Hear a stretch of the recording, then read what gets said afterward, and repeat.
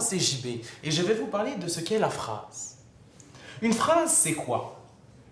Nombreuses sont les personnes qui me posent cette question. Et voici donc un court vidéo qui pourra vous expliquer en détail ce que c'est qu'une phrase. Une phrase est composée d'un sujet, d'un groupe du verbe et d'un complément de phrase. Par contre, il est important de noter qu'il y a des parenthèses autour de complément de phrase. Tout cela parce qu'il est facultatif. Facultatif veut dire qu'il peut être déplacé, mais qu'il peut aussi être effacé. Voici donc un exemple d'une phrase jugée grammaticalement correcte. Le chien a mangé une pomme hier. Ceci est donc une phrase déclarative, où on peut retrouver le sujet, qui est le chien, le groupe du verbe, qui est, dans ce cas-ci, a mangé une pomme, et le complément de phrase, qui est hier. C'est une phrase déclarative parce que ça se termine par un point. Vous vous doutez donc que lorsque ça se termine par un point d'exclamation, c'est une phrase exclamative. Et lorsque ça se termine par un point d'interrogation, c'est une phrase interrogative.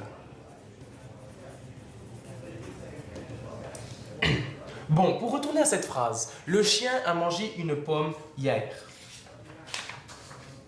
Le fait que le chien ait mangé une pomme hier est vraiment intéressant. Mais ce qui est particulier, c'est que le mot hier, ici, peut être déplacé. On peut donc dire, le chien, hier, le chien a mangé une pomme. C'est ça la beauté du complément de phrase. Pour le sujet peut être différentes choses. Dans ce cas-ci, le sujet peut être, dans tous les cas en fait, le sujet peut être un pronom, un groupe du nom, un nom propre, une phrase infinitive ou une phrase à verbe conjugué. Les deux derniers cas ne seront pas vraiment utilisés, ils seront plutôt vus en détail dans un prochain vidéo. Bon, le pronom. Un pronom, c'est quoi? C'est ceux qu'on utilise tous les jours.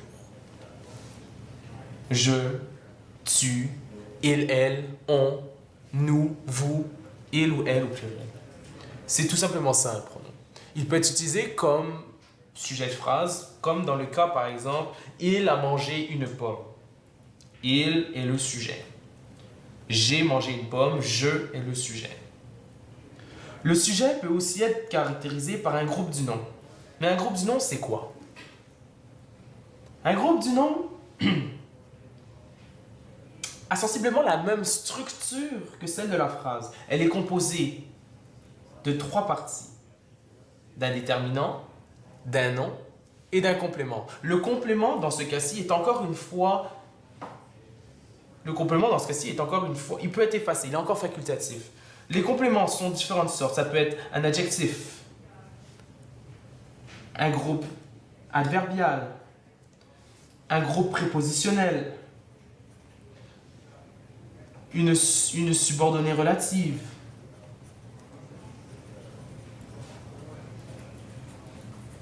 Bref, tous ces cas ne seront pas vus en détail dans cette vidéo pour un souci de courté, de durée. Bref, pour la dernière catégorie, les noms propres, c'est tout simplement des noms jugés propres, des noms attribués à une personne, à des gens. Prenons l'exemple de moi, JB.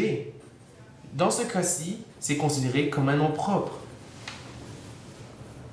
Donc, on peut dire JB a mangé une pomme.